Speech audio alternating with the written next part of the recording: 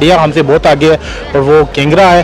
हम इकोनॉमिक बहुत स्पीड से ग्रो कर रही है, क्योंकि वहाँ 50 साल तक जो था वो इम्पोर्ट बंद था। वो लोग खुद जो है वो क्या बोलते हैं अपनी मैन्युफैक्चरिंग करते थे, क्योंकि उन्होंने अपने हर डिपार्टमेंट को, हर सेक्शन को एक्सप्लोर किया है। लोग तो बहुत पीछे, अगर कंपेयर किया जाए तो यूँ समझ लें कि हम उनके हाफ को भी टच नहीं कर सके। नमस्ते, मैं हूं सुरेश कुमार इकलवे और आप देख रहे हैं हिंदुस्तान न्यूज एंड टिप्स। अंतर्राष्ट्रीय मुद्रा कोष यानी आईएमएफ ने जनवरी में 2021-22 के दरमियान भारत की आर्थिक विकास दर 7.5% की दर से आगे बढ़ने का अनुमान जताया था, लेकिन अब इसमें बड़ा बदलाव करके सालाना 2021-22 के लिए वैश्विक आर्थिक परिदृश्य में भारत की आर्थिक वृद्धि दर बढ़कर 12.5% पर पहुंचने का अनुमान लगाया गया है, जबकि चीन की अनुमानित आर्थिक वृद्धि दर को 8.6% पर रखा गया है। जहां तक फंटर और भिखारी देश पाकिस्तान की बात है तो इस साल भी इसका चूल्हा दूसरे के घर से मांगी गई आग से ही जलेगा और इसकी आर्थिक विकास दर 1.5% के आसपास रहने का अनुमान है। इसका मतलब यह है कि कोरोना महामारी में पटरी से उतर चुकी अर्थव्यवस्था की रफ्तार बुलेट की स्पीड से बढ़ रही है। यह न केवल जनवरी के अनुमानों से काफी बेहतर है, बल्कि चीन की तुलना में भी ज्यादा है। इसमें गौर करने वाली बात यह है कि दुनिया की शीर्ष 5 अर्थव्यवस्थाओं में चीनी एकमात्र ऐसी आर्थिक शक्ति रही है जिसकी वृद्धि दर कोरोना संक्रमण के सबसे बुरे दौर यानी 2020 के दरमियान भी सकारात्मक रही है। मगर आने वाले वक्त में चीन भारत से पिछड़ रहा है और भारत एक बार फिर से दुनिया में तेजी से उभरती अर्थव्यवस्था के रूप में शीर्ष पर पहुंचने जा रहा है। आर्थिक विकास दर को मोटे शब्दों में ऐसे भी समझ सकते हैं कि आर्थिक विकास उन सभी प्रयासों को कहते हैं जिनका लक्ष्य जन समुदाय की आर्थिक स्थिति व जीवन स्तर के सुधार के लिए अपनाए जाते हैं। इनमें उद्योगों का विकास, रोजगार के अवसर, लोगों की आमदनी वृद्धि और क्षेत्र के विकास के मुद्दे शामिल होते हैं।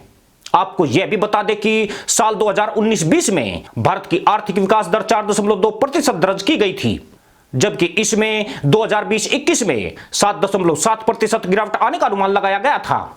इस गिरावट की असली वजह कोरोना वायरस महामारी को माना गया था, मगर इस साल चालू वर्ष में भारत विकास के नए कीर्तिमान बनाने की ओर बढ़ रहा है।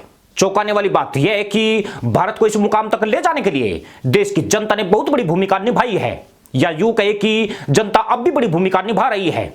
आर्थिक सर्वेक्षण के मुताबिक लॉकडाउन के दौरान लोगों ने ज्यादा बचत की, बेतरतीब खर्च पर नियंत्रण रखा, जिससे इसका असर मांग पर पड़ा। अनिश्चितता के दौर में आर्थिक गतिविधियों पर अंकुश के साथ भारत ने सुनियोजित तरीके से सिर्फ तत्कालीन आवश्यकताओं पर ध्यान दिया। पीडीएस के तहत सबको खाद्यान्न, गरीबों के खाते में पैसे, सस्ते कर्ज जैसे कदम उठाए गए। अनलॉक के दौरान आगे बढ़ने के लिए आत्मनिर्भर 2.0 और आत्मनिर्भर 3.0 कार्यक्रमों की घोषणा की। सब्सिडी प्रोत्साहन स्कीम के तहत मोरेटोरियम जैसे कदमों से मदद की। सार्वजनिक उपक्रमों के निजीकरण पर जोर देते हुए सरकार ने निजी क्षेत्र के आत्मनियंत्रण देकर अर्थव्यवस्था को आगे बढ़ाया है।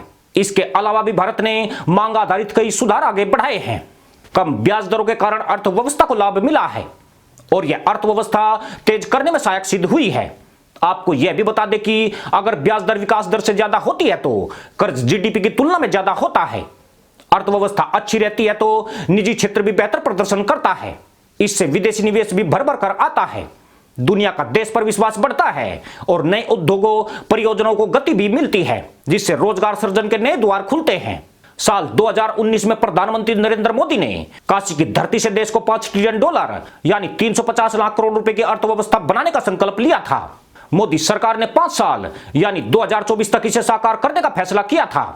परंतु आप यह जानकर हैरान रह जाएंगे कि अगर देश को 5 लाख करोड़ रुपए की अर्थव्यवस्था बनना है तो आर्थिक विकास दर को अगले 3 साल तक 8% पर रखना होगा। परंतु यह भारत 8% नहीं बल्कि 12.5% की आर्थिक विकास दर से आगे बढ़ने वाला देश है। चौंकाने वाली बात यह भी है कि इकोनॉमिक सर्वे में दावा किया गया है कि भारत की जीडीपी 15.4% की दर तक पहुंच सकती है। अगर भारत इस लक्ष्य को प्राप्त करता है तो चीन उससे बहुत पीछे छूट जाएगा। खास बात यह भी है कि $1 लाख करोड़ की अर्थव्यवस्था बनने में देश को 57 साल लगे हैं और गत 3 सालों में ही $1 लाख करोड़ जोड़ दिए गए। इसलिए मोदी सरकार के लिए यह लक्ष्य अब ज्यादा कठिन नहीं दिख रहा है। 5 साल पहले भारतीय अर्थव्यवस्था का आकार $1 लाख करोड़ 85 लाख हुआ करता था, जो अब $2 लाख करोड़ 73 लाख हो चुका है। $5 लाख करोड़ की अर्थव्यवस्था बनते ही भारत जर्मनी को पछाड़कर दुनिया की चौथी सबसे बड़ी अर्थव्यवस्था बन जाएगा। इस वक्त भारत दुनिया की 5वीं सबसे बड़ी अर्थव्यवस्था है, जबकि अमेरिका के बाद चीन 12 लाख करोड़ की अर्थव्यवस्था के साथ दूसरे नंबर की अर्थव्यवस्था है। मजे की बात यह है कि साल 2019 में भारत 5वें नंबर की अर्थव्यवस्था बन चुका है। उसने फ्रांस को इसमें बहुत पीछे छोड़ दिया है। भारत की इकोनॉमी 2016-17 में जितनी बड़ी है वह विश्व के 158 देशों की कुल जीडीपी से ज्यादा है, जिसमें पाकिस्तान, बांग्लादेश और मलेशिया जैसे देश शामिल हैं। ऐसे में भारत किस तरह से महाशक्ति बनने की ओर बढ़ रहा है, इसका एहसास ही हर हिंदुस्तानी को रोमांचित कर देता है। अगर भारत 11% की आर्थिक वृद्धि से आगे बढ़ता है तो अगले एक दशक में भारत चीन को पछाड़ने की ताकत हासिल कर सकता है। भारत 1990 के दशक में उदारीकरण की शुरुआत कर चुका था। इसके बाद कई बड़े आर्थिक सुधार किए गए हैं।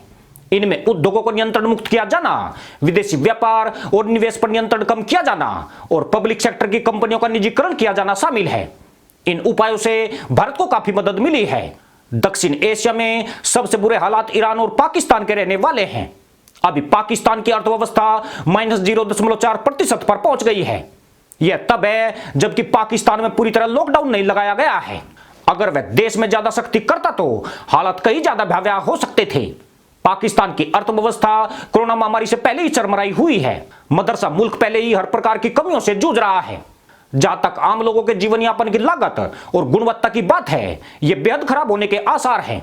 पाकिस्तान इस क्षेत्र के सबसे गरीब देशों में से एक है और यदि इसे बेल आउट और रियायती पैकेज नहीं मिले होते तो यह वर्षों पहले ही बिखर गया होता। कोरोना वायरस बीमारी के दुनिया को ग्रसित करने से पहले पाकिस्तान की जीडीपी वृद्धि दर 2020 के लिए 3.3% और 2021 के लिए 2.4% अनुमानित की गई थी, मगर अब यह माइनस में चली गई है।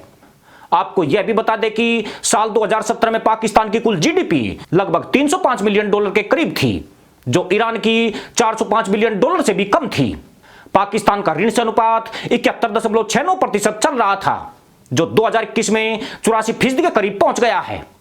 कहने वाले तो इसे 91% तक कहते रहे हैं। इस साल पाकिस्तान अपने खर्चों को पूरा करने के लिए अधिक से अधिक कर्ज लेने के साथ कर्ज में और अधिक इजाफा करता जाएगा। इससे इस देश के और ज्यादा गरीब होने के आसार हैं।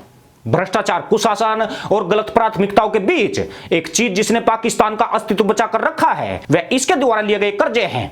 IMF के एक तीव्र वित्त पोषण साधन के तहत पाकिस्तान को $1 अरब 39 करोड़ प्राप्त हुआ है। इसके अलावा विश्व बैंक और चीन से मिले कर्ज की बदौलत पाकिस्तान की गाड़ी चलती रही है। हालांकि इन कर्जों को मिलाकर पाकिस्तान पर कुल $115 अरब का कर्ज हो गया है, जिसके बाद पाकिस्तान के प्रत्येक टोपीबाज पर 2 लाख रुपए का कर्ज चढ़ चुका है। ऐसे में यह देश बिना कोई गोली चलाए ही दम तोड़ने की तरफ बढ़ रहा है। चौंकाने वाली बात यह है कि एक वक्त दक्षिण कोरिया ने पाकिस्तान की नीतियों की नकल करके बड़ी तरक्की की थी, मगर आज वही पाकिस्तान अपनी अर्थव्यवस्था का पूरी तरह बंटाधार कर चुका है। इसी के साथ अनुमति दोस्तों, जय जवान, जय किसान, जय हिंद, वंदे मातरम।